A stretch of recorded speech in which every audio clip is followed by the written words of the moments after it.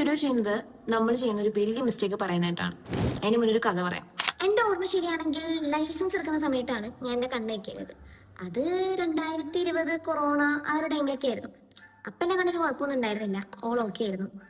പക്ഷേ പിന്നെ ജീവിതം അങ്ങ് മാറിപ്പോയല്ലോ. നമ്മൾ ഫുൾ ടൈം ഫോൺ ഉപയോഗിക്കുന്നു, രാത്രി എപ്പോഴോ കിടക്കുന്നു, full phone phone blah blah blah മാത്രം. ഒന്നും ഉണ്ടായിട്ടല്ല, വെറുതെ സ്ക്രോൾ ചെയ്തുകൊണ്ടിരിക്കുക.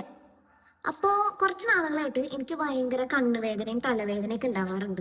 അപ്പം ഞാൻ കരുതി നമ്മൾ അധികമായിട്ട് ഫോൺ ഉപയോഗിക്കുന്നതുകൊണ്ടായിരിക്കും ഈ സാധനം വരണേ.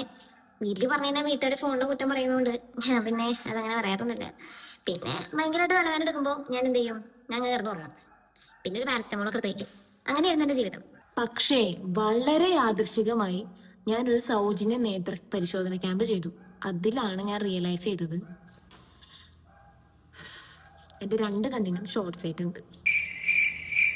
ഓക്കെ, എന്തൊരു ചൂടല്ലേ, സൺസ്ക്രീനൊക്കെ പത പോലെ ഇടണം.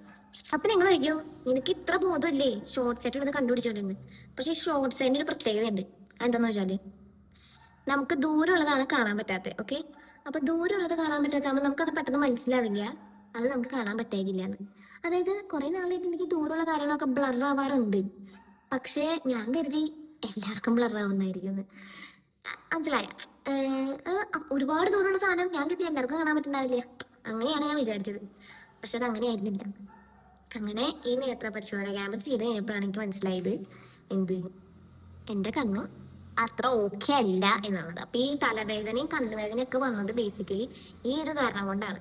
അപ്പൊ ഞാനിപ്പോ ഉരങ്ങി ഇറങ്ങുന്നത് എന്തിനാന്ന് വെച്ചാല് കുറച്ച് പൗഡർ ഇടാം. എന്തിനാന്ന് വെച്ചാല് കണ്ണൊന്ന് കാണിക്കണം. കഴിഞ്ഞ ദിവസം കണ്ണ് കാണിച്ചപ്പോ പറഞ്ഞു ഇനി ജീവിതകാലം മൊത്തം കണ്ണട വെക്കണമെന്ന്. അപ്പൊ എന്താണ് ഞാൻ പറയാൻ ഉദ്ദേശിക്കണെന്ന് വെച്ചാല് എനിക്കും അത് പറ്റി, ഞാനിത് ശ്രദ്ധിച്ചില്ല. ഇപ്പൊ എന്തായാലും വെക്കേഷനും പരിപാടികളൊക്കെയാണ്. നിങ്ങള് വെറുതെ ഇരിക്കുമ്പോ വേണമെങ്കിൽ വീട്ടിലെല്ലാരും അല്ലെങ്കിൽ നിങ്ങൾ തന്നെ ഒന്ന് കണ്ണൊക്കെ പോയി ചെക്ക് ചെയ്തു. ചിലപ്പോൾ അടിച്ചു പോയിണ്ടാവും, നമ്മളറിയാത്തോണ്ടായിരിക്കും. ഞാനെന്നാ പോയിട്ട് കണ്ണാടൊക്കെ മേടിച്ചിട്ട് വരാം. ബൈ.